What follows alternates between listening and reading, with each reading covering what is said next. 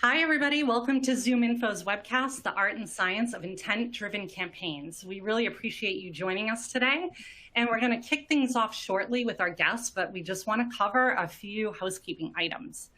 So if you have any technical issues, please use the Q&A chat box at the bottom right side of your screen. Since this is a web-based platform, if you have any issues, we suggest that you refresh your screen. You can again just use the Q&A and definitely send me a message and I can help you out. We are also going to set aside some time with our special guests for Q&A. And so we would love your questions. We're probably going to have some time towards the end of the conversation. So if there's any questions you have, I encourage you to submit those questions again in the Q&A chat box in the lower right-hand side of your screen. We are recording the webcast today, and I will be sure to send you the replay. You can expect that in probably about 48 hours.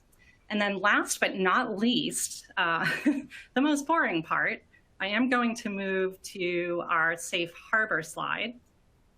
I am not going to read this verbatim. It's a lot of information, but ZoomInfo is a publicly traded company. So the presentation may contain forward-looking statements, and any buying decision that you make should be made based only upon currently available products and offerings. Our complete safe harbor statement, again, is displayed here for your review, and we will also have this information available in the resource center as well. All right, so we are going to kick things off. We have a fantastic guests here today and really excited that they took some time out of their busy schedule to join us. So I would like to introduce Ben Salzman, the SVP of Special Projects, who works here at ZoomInfo. And also he is joined by Robin Ishak Singh, who is the VP of Revenue Marketing at G2. So thank you, Ben and Robin. Thank you so much for joining us today. Ben, I think we'll start with you, if you don't mind just telling the audience a little bit about yourself. Sure, yeah. So thanks a lot for putting this together. Very excited to be here. Special projects at ZoomInfo really falls into a few different categories. One is around what we're calling ZI Labs, which is strategic services consulting for some of our best customers and really thinking about how to innovate around go-to-market playbooks, including a lot of work around intent. I'm also working with the demand gen team here internally, of like standing up more sophisticated plays for us and maximizing the use of our own intent data at ZoomInfo. And then lastly, working on a number of things around content. And I spent the last 6 years before joining ZoomInfo at Dogpatch, where we were advising some of the world's best SaaS companies on topics exactly like this, of how to use intent data. So very excited to be here. Fantastic. Robin, I'll hand it over to you. Yeah, thanks, Dory and Ben, for having me. This is awesome.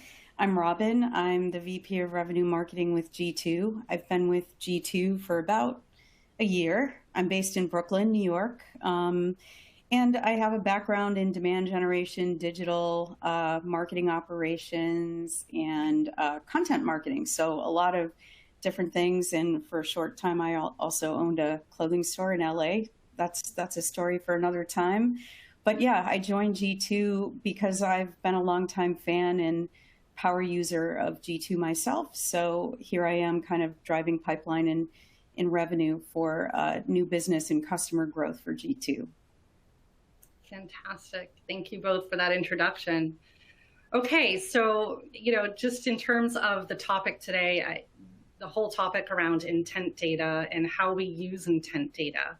And I know both of you have tremendous amounts of experience in this area. So I'm going to throw out this first question, and I think we'll start with you, Robin. How do you define G2 intent data? And I believe there is a slide for this, so I will move forward to that. Cool. Yeah, like I said, I joined G2 as a fan and power user of G2 marketing solutions myself. One thing I will say is intent data from G2 is not something that I feel like a lot of people know about necessarily. I think a lot of us B2B SaaS marketers have a product listed on G2, maybe even multiple products listed on G2, but don't necessarily know about all the cool stuff that you can get once you kind of upgrade your account. So intent data is definitely part of that offering. So that's what we're going to talk about today. So as most people know, G2 is a review platform. There's thousands of software products listed across thousands and thousands of categories. And a lot of people come to G2 to research when they're making buying decisions, like why would I go with HubSpot over Marketo, whatever category they're looking at. So we have tons of traffic. I believe it's 60 million visits per year. And it's just a ton of organic traffic of people that are in market. So what we're capturing is account information for people that are looking at maybe your product listing on G2. They're specifically looking at your offering, or they're looking at your category that your product is in, or they're researching alternatives to your product, which is a good thing to know and also scary, but really a good thing to know. And they're also researching comparisons. Like in my past life at BetterCloud, maybe they were comparing BetterCloud to our competitor Blissfully, and so we could action off of that. So those are the intent data that we're capturing, and that's what our customers are getting from us. Well, a wealth of information there. Ben, what about you? How do you define ZoomInfo intent and scoop data?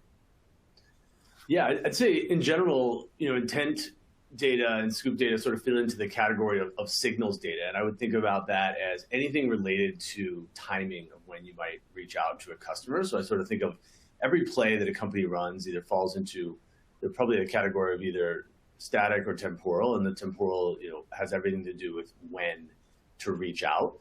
So, a lot of the data that we're surfacing in this realm is around helping you understand when your customers or prospects are looking at things like product reviews, infographics, blogs, product comparisons, message boards, case studies, et cetera.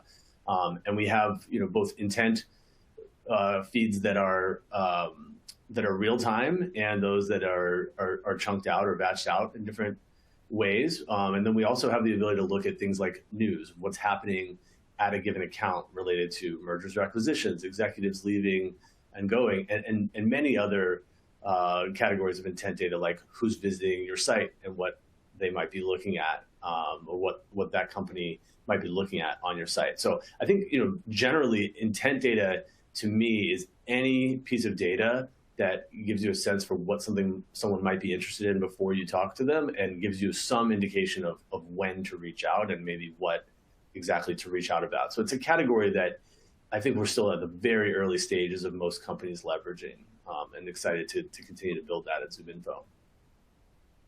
Great, thank you. And timing really is everything in using intent data. So, okay, well, we do have a poll that we're going to throw out to the audience because we would love your feedback. And I'm going to launch this poll right now. So we'll give everybody a few seconds to answer this. But the poll question is, what are your organization's top challenges when you're using intent data to help improve your B2B marketing efforts? So it's multiple choice, multiple answer. You can select more than one, but we really just want to get an understanding of, what are some of the challenges you're running into when using intent data. And we will give everybody a couple more seconds, and then I'll share the results and we can discuss them.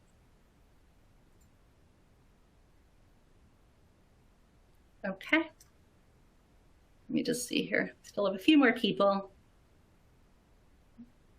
That's still coming in. All right. Okay, I'm going to launch this.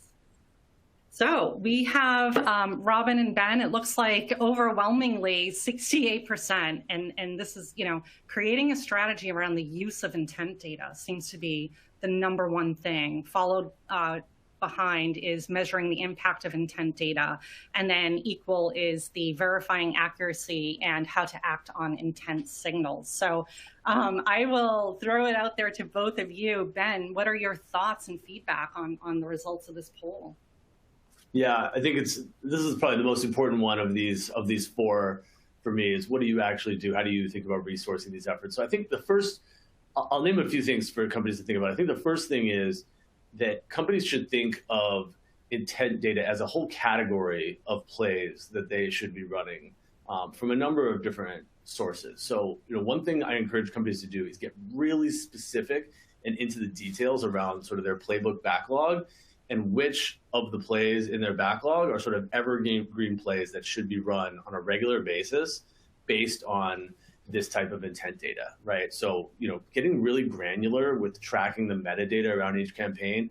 How often does this data come in? How do we think about tying this to content across which channels?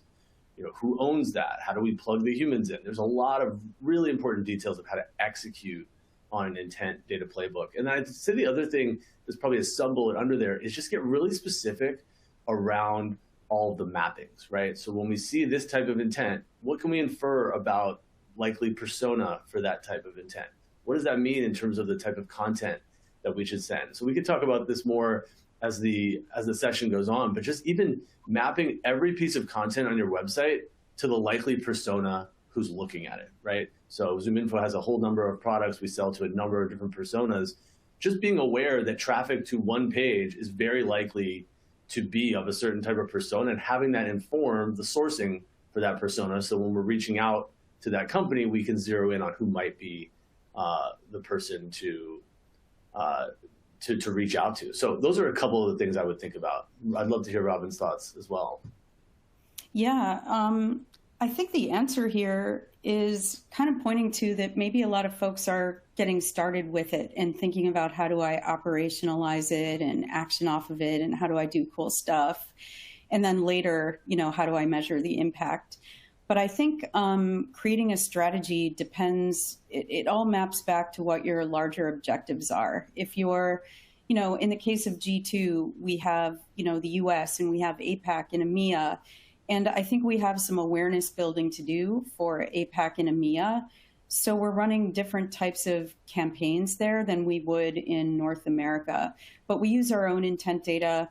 It sits nicely alongside ZoomInfo or Bombora or other types of intent signals where we're using our own solutions.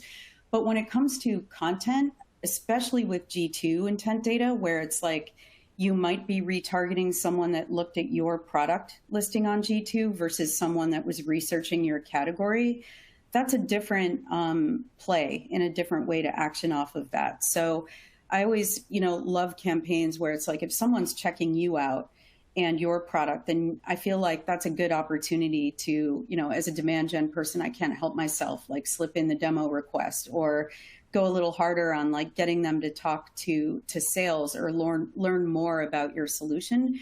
Whereas if they're researching your category, it's a good moment for education. Like, maybe that's where you do the definitive guide to this or that, or bring them back to a microsite that you've created with like experiences and content and videos that they can explore just to get more education on the category.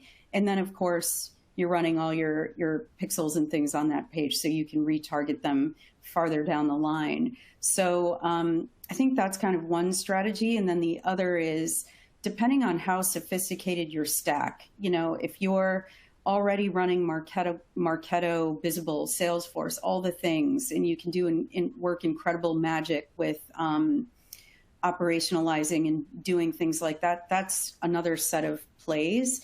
If you're not that sophisticated, I really don't think it matters. It's like once you just want like the CSV file of the accounts or any information you have of the people that are researching your product, your category, your competitors, and hand it off to your SDR team or your sales team and just go after it that way. So I think it kind of depends on ultimately your goals and how sophisticated your marketing operations and demand gen motion is. Great. Thank you, Robin. Great advice there. And switching gears a little bit, and Robin, I think this is more for you. In terms of thinking about the current economic climate, why is intent data important right now? Especially. Oh, man. Yeah. So we've all seen the news. We all know what's up. I get surveys. Has your marketing budget been impacted yet? And things like that. So we're all in those conversations. I really think that it is, in times when maybe things aren't as lean and you have more budget, it's great to always be experimenting and run this play next to that play.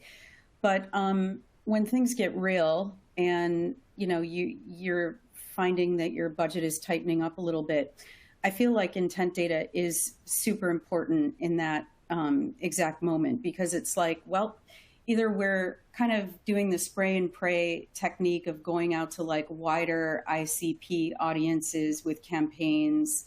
And we can do that, and that's a good idea because we need to do that also. But if you're also able to retarget and run campaigns that capture the interest of people that are signaling that they're in market looking for a solution like yours, then that's where I'm going to lean. If I need to be careful with how much money I'm spending and I have to prove out like ROI on everything I'm doing and what was the direct, source of this campaign. Did it directly source pipeline versus did it influence pipeline and revenue? So I really do think that what's kind of going on in the news is super relevant to running campaigns that just have more intent driven insights behind them, for sure. Yeah, definitely, especially when budgets are being scrutinized. So great. Well, Ben, in terms of different strategies around using intent data, I guess we would love to hear from you. What are the different strategies with using intent data and how are they most effective? Yeah. So I think, as mentioned, the first thing is just really having a detailed view on what is the end-to-end motion, all of the resourcing systems, inputs that have to exist to actually action each one of these flavors of intent, right? So seeing someone research your product on G2 or research your competitors is one type of signal, right? Having someone on your website looking at particular types of content is another type of signal, and then sort of more public signal, like what news or events are happening. We'll tell you a third type, and there's, many others. I think one of the key things that we encourage our customers to do is think about the second order effects of what does that type of activity actually mean, right? So it's one thing to come and say, hey, I saw you were looking at our G2 page and we want to sell you our product. Like, that might work, and a lot of people probably do that. But more think about what is the scenario that customer likely finds themselves in, and how can we extrapolate out how to meet them where they're at, right? So, one example, and those are just some of the sort of top level things to think about. One example of a strategy that I think is really interesting is getting into the details. For as many of the folks that know on this call, ZoomInfo has something called websites, which will help people understand what pages on your website folks are looking at, how long they stay, how many folks from each company are visiting, et cetera. And most people sort of think of it as like, oh, this company visited our page, we should target them. Yes, you should. But there's a lot of other really high intent things like looking at the pricing page, looking at the integrations page, and then even some hidden gems like when someone's looking at your toss and they're an existing opportunity, that's a really important signal that an AE should know about and probably be alerted in real time, right? If someone's looking at the legal section of your site, it's probably a late stage deal where they're getting other people involved and maybe, would help you understand if it's worth, following up. There's just so many nuanced ways to think about leveraging intent data for the specific play. And then I think if I take a step back, intent data should be one of the key attributes that helps feed your targeting and ICP model broadly, right? So I think a lot of people approach it as more of a one-time effort of like, all right, I'm going to build a set of target accounts, and it's more static. And where the market is going and what the most sophisticated companies are doing is really building a system for allowing new inputs to be surfaced and to impact your targeting model and make it more fluid. So, a company is tier 2, but if they're surging on intent on a given topic and they're on our site and they're looking at the G2 crowd, that's like drop everything and have someone call that company, right? And so making it more adaptable and thinking about, okay, I have the sort of like raw data, but how do I get to what does that actually mean and how does that manifest in a strategy is a really important concept. So that often takes a lot of sort of working sessions and planning to document all that, but it's worth that upfront effort. So you actually have a real plan around how to use each flavor of intent. Yeah, I love that, Ben. I think that's such a great point. It's, if you are lucky enough, I mean, I think most companies do have their target ICP. And then if you're lucky enough to kind of have them tagged and maybe even tiered in Salesforce, for example, and a lot of that can be pulled in from ZoomInfo. I mean, a lot of my past companies have gone through that very foundational exercise of, getting all these companies pulled into Salesforce. Like, this is the universe of our ICP. A lot of that happens, with ZoomInfo, then further tiering, but also to layer in that dynamic, dynamic signals, like this is surging on G2. These, companies are looking much more engaged in your RollWorks campaigns or whatever it is that you're using out there in your stack, and to pull that into the account record, or like if Salesforce is your place where you're looking at all your dashboards, to be able to pull that in and say, whoa, like these were tier C accounts. At least that's what we thought.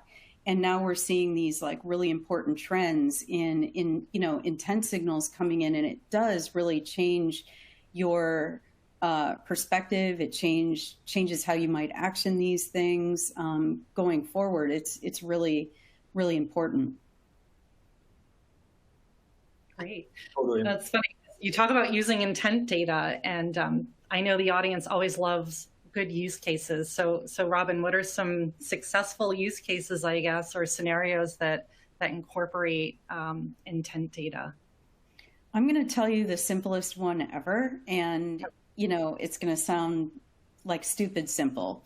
But G2 has a lot of integrations, right? So if you have intent data from G2, you have a world of cool things you can integrate with and action off of.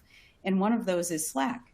So you can simply have like intent signals flowing into a Slack channel, dynamically. So it's happening in the moment. And one of my favorite plays is just to invite like your key, your sales managers, your SDR, BDR managers, your demand gen managers into that channel, and just see the signals kind of flow in, and kind of even, we even do spiffs on who's got this, like we'll just all like figure out, okay, well, this account is owned by this person. We do that for new business, and I've done that in my past, and it's pretty powerful. And our own SDR and BDR team at G2 uses our intent signals for just, this purpose. They're all in there, and they're immediately, going after companies that are showing some intent sign from G2. We also use the Slack channel integration for existing customers. So if we see that one of our customers is comparing us with, someone else in the category on G2, which I realize is pretty meta since we are G2, but, pretend it's another company. That's a signal of possible churn. So we're in there with our RMs and our CSMs, making sure that they see those signals and that they can action off of them also to reduce churn for existing customers. Great. I love it. Well, Ben, what are some tactics, I guess, to effectively market and sell specifically to like a growing B2B buying committee using intent data? Are there any tactics that you suggest? Yeah, I mean, I think one thing is, and this might sound basic, but what I find when talking to companies is that most people have not set this up, but is figuring out when you draw a line around what you think is sort of above the bar on a high intent company. That could be a combination of signals. It could be a single signal. It sort of depends on the nature of it for your company. But just having a workflow that automatically goes and acquires the entire buying committee based on a certain set of intent, right? So I think for a lot of companies, they think of like, oh, okay, this company is interested in us. I will reach out to my main point of contact, or I will follow up with those we already have in the system.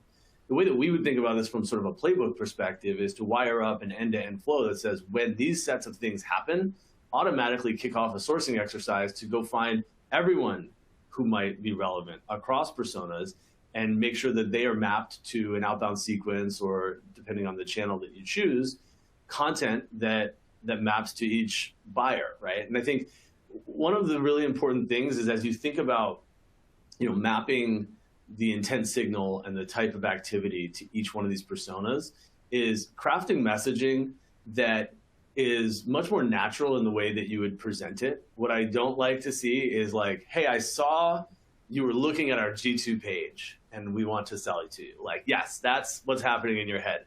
But you've got to sort of take a step back and like, how would I approach this if I wanted to do it in an elegant way? So you're not hitting it on the nose, but you're still getting there, right? Of like, companies who are researching this type of technology often find this, and this to be helpful. Here's how we help a similar company in the same situation. You're not saying we know for a fact that you were searching on this intent topic. You're just speaking to it in the exact way that you would if you knew that, right? Yeah, so I you think don't want to that's scare people away.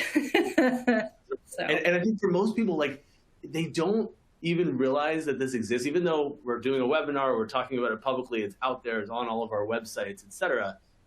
A lot of times, if you reach out to a company who is on your pricing page, they will say something to the effect of, oh my God, what a coincidence. Like, how great. We were looking into that this morning. Like, great timing. And you're like, yeah, right? Like, that's still the state of the art, is that, most companies don't really know that this exists. So I wouldn't accelerate that and lose the sort of like uncanny, you don't want to end up in uncanny valley, right? Where you're sort of like seeming a little too robotic. You want to do the things a human would do with all of that information behind it. So those are a couple things that I would think about.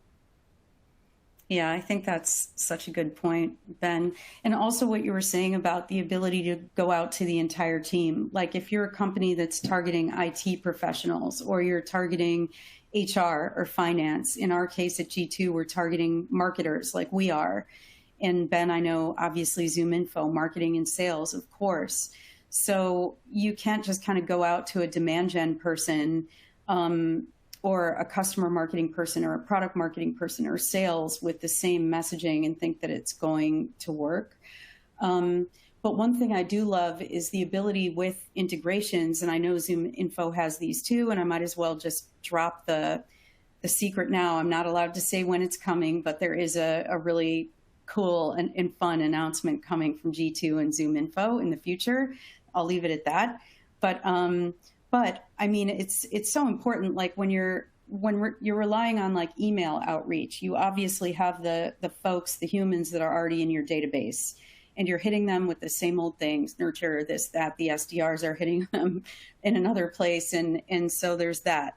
But when you know that there's some intent surging on the account, and you're actioning, like you're using an integration with G2 to LinkedIn matched audiences, for example, or Rollworks or any of these other sort of digital online channels, then you're really able to now take, I know that this was the account that was looking at us on G2, and now I can like filter for the entire marketing team.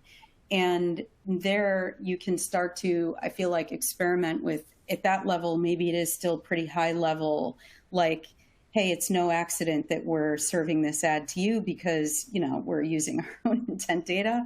But that's when you can start to bring them down the funnel and figure out who's who based on, your integration with Salesforce or whatever you have, and start to message to that persona. But it's so powerful because it's moved us from just sending the same messages to the people in our database that we're hitting with email to really going out and marketing to the entire like marketing team or IT team or finance or HR, and you'll get the right folks into your database for nurturing. And I like to remind people that it's a long game. It's not always, the transactional moment that people are looking for. I hope we all know that. But that's also the art part of this conversation also. It's like, how are you going to cut through the noise with really compelling campaigns that might even be a little bit like, there's a reason, you're seeing this ad.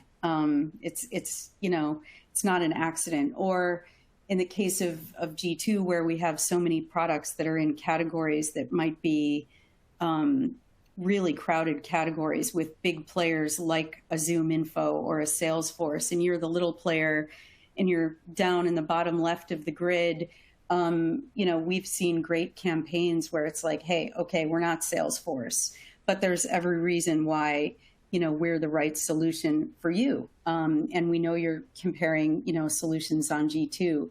So I think that's super important also. Great. It's not a one size fits all. Okay, so I guess in closing, Ben and Robin, would love your advice to folks on the line that are implementing an intent data strategy within their organization. So just would love to hear any advice that you may have to share with folks.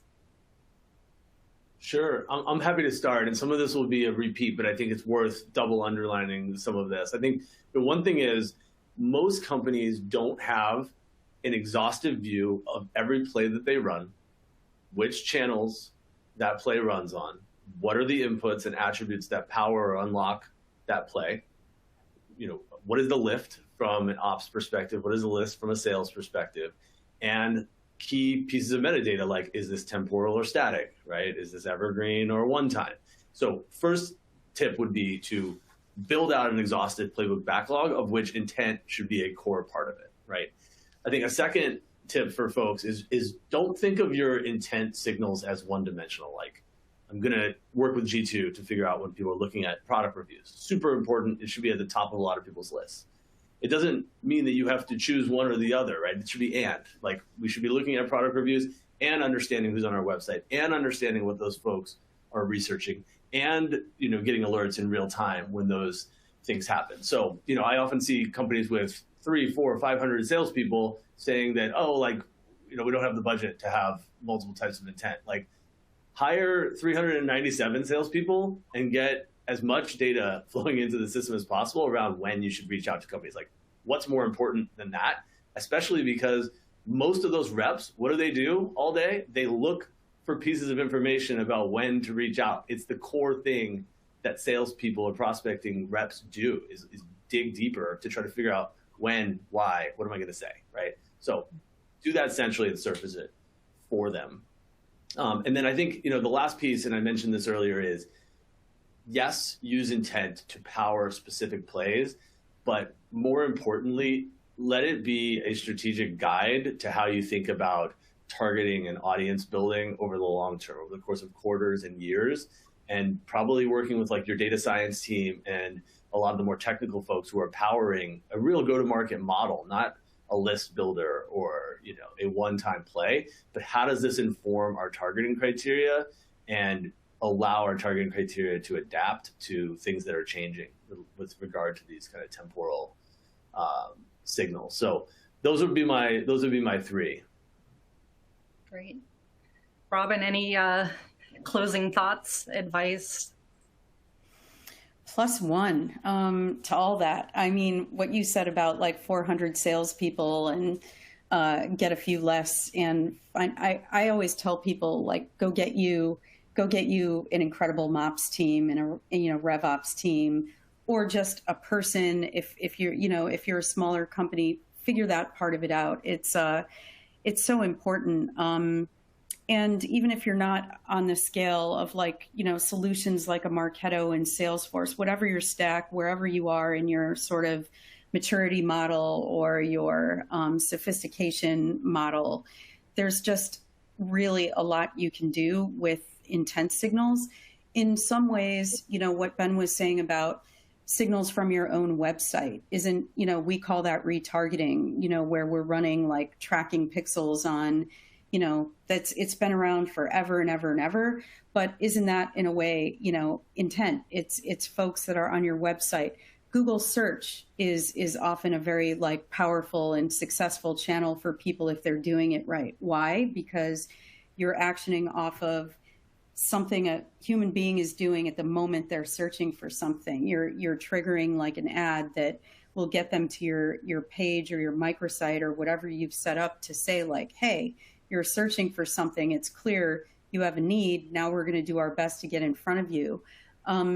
It's really it's kind of the same thing, and it's across channels. It's it's not always a transactional, play. It's a long-term play, especially if you're going after larger accounts, creating moments where you can educate people, give them great content, create brand experiences that people love and want to be a part of, and then kind of track the progress through the funnel.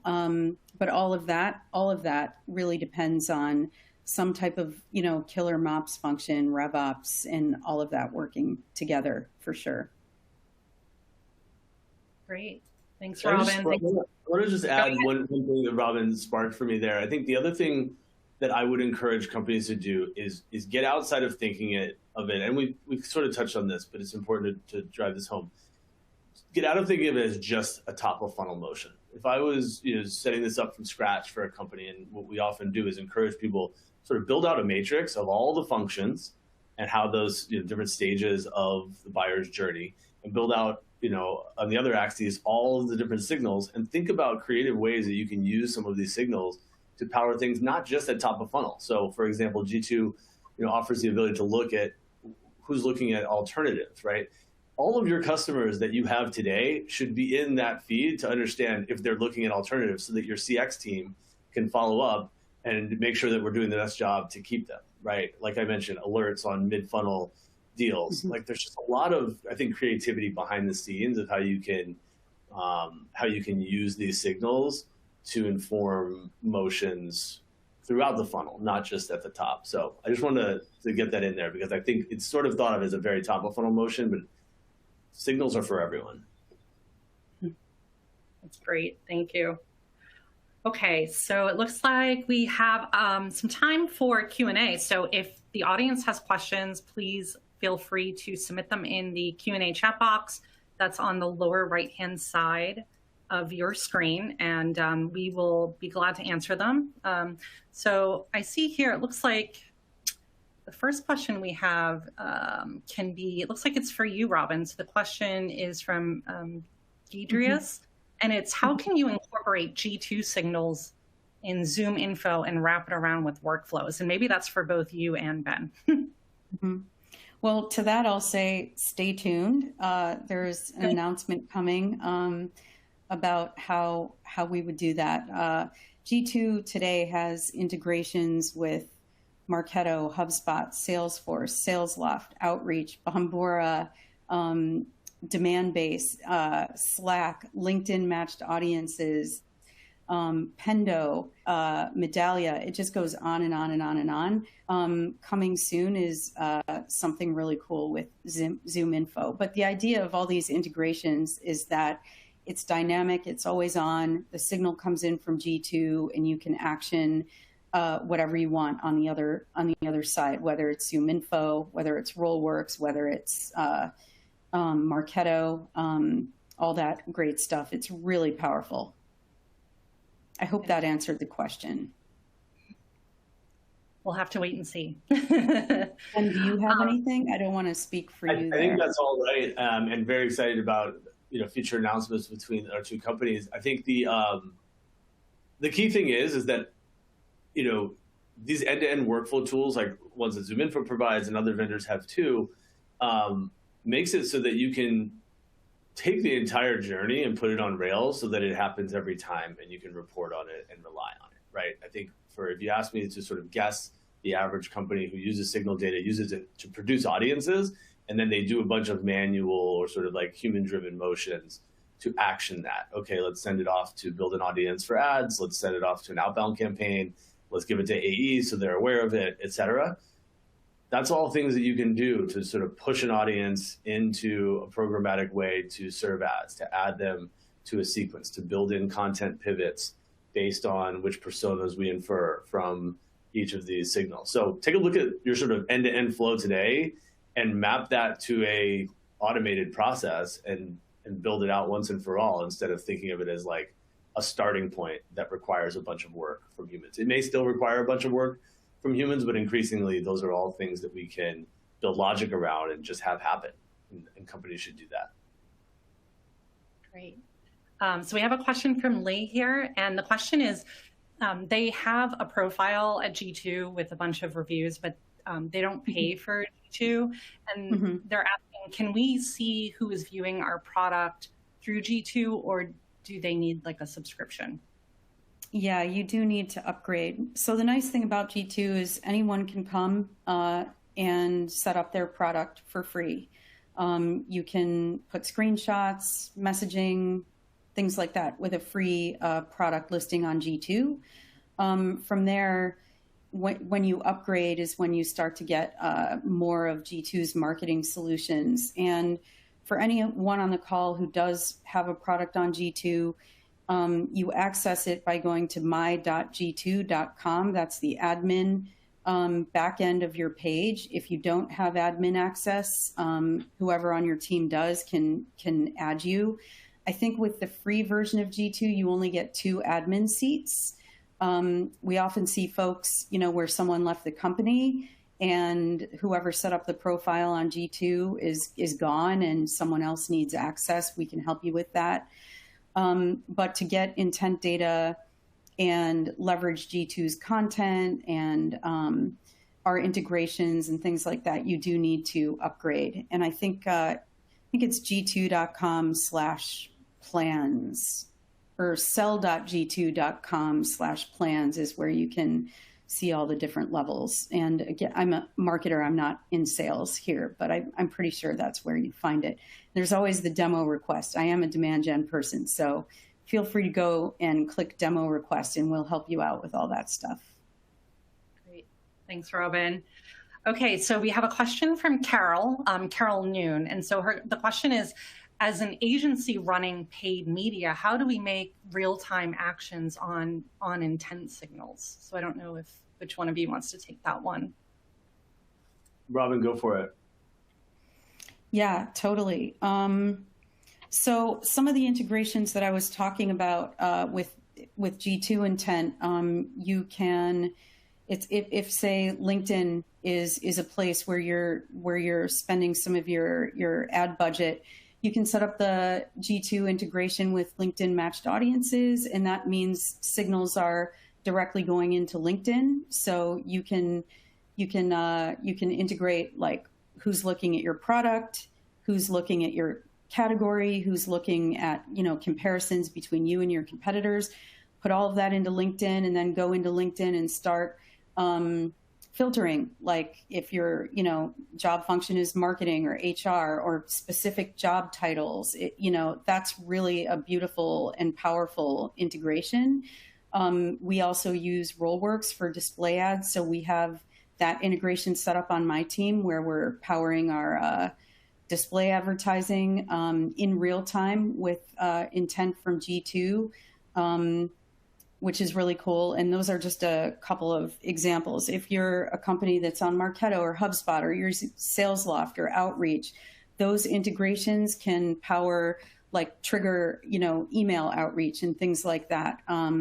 So there's really a lot you can do. And those are sort of the real-time actions and operationalizing intent data with some of those integrations. There's a question from Stephanie. And the question here is, so I love what Robin said about intent signals flowing into Slack. Any tips or best practices on setting this up? That's a pretty easy one to set up. Anyone will help you. If you're already on the paid, if you already have an upgraded version of G2, I think you have access to it. If you need help, you can always reach out to me on LinkedIn. I'm happy to help you, Stephanie. Or if you have an account manager with G2, reach out to them. They can help you with it. But otherwise, just log into my.g2.com. You'll scroll down to the integration hub. You'll find the Slack integration. There's instructions there. It's super simple. If you need help, you can access us through our chat, through your CSM, and we'll get you set up. Robin's more brave than I am, reaching out to her directly. It's going to make for quite an interesting next week, probably for you. I would just only add that, be careful not to overload people with too much information, right? If you're letting every person in your sales org know about every last hit on a given page, or view of G2 crowd reviews, et cetera, or G2 reviews, et cetera, they're going to shut it off and they're going to mute it, right? So it's probably worth breaking out which specific signals do which groups of people care about. How do we draw the line around which types of companies we're surfacing? We're not surfacing every one-person company who's on a G2 page. We're surfacing the right companies, right? So AEs finding out about just ones that just companies they have opportunities with who are looking at legal and TOG product. Just thinking CX about large ACV customers who might be looking at other things. And then, things like pricing page visits. I would encourage every company to be aware of every time someone hits their pricing page, no matter what, right? Like that is one of the more direct signals that for whatever reason, not everyone has set up. I'd say if you're going to do one thing, related to like Slack pings, is like make sure the right team's aware of when people are actually researching buying your product already, right? Like that seems like a simple one. But just being thoughtful about the volume, because people will shut it off and it will just fall into the ether. Yeah, you're super right. When we rolled it out through Slack, it was almost like a pilot. We got our sales folks that are more like early adopters, let's call them, a little more savvy, and started kind of rolling it out that way.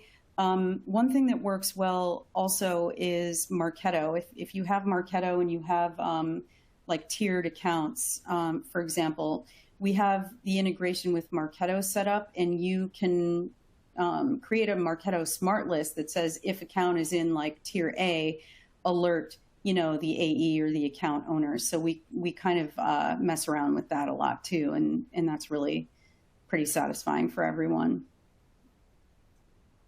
Great. Well, I think we are running out of time for today. So I would like to thank both of you for taking time out of your busy day and joining us. Folks, we do have a survey questionnaire at the end of this session, and I would encourage all of you to take a few seconds to fill it out. I think it's only like 3 questions, but it'll just help us with future events and just understanding how involved you are with G2 and ZoomInfo. So definitely take a moment to answer that survey. And again, thank you, Ben and Robin, for all of the great insights. This does conclude our webinar for today. I hope the audience learned some practical steps on how ZoomInfo and G2 intent data capabilities can really support your demand gen campaigns. And we really look forward to continuing the conversation with you all. So feel free to reach out to us. I also wanted to let you know that we have some resources that we're sharing with you today in the platform. So you will see links to ZoomInfo's articles on intent data as well as G2. They've shared a few items for you to look at. So definitely check those out. And as a reminder, we will be sending out an email with a recording of this session. So feel free to share it with your colleagues who you think may benefit. And I think that's it. Thanks so much for joining, and we will see you next time. Have a great day.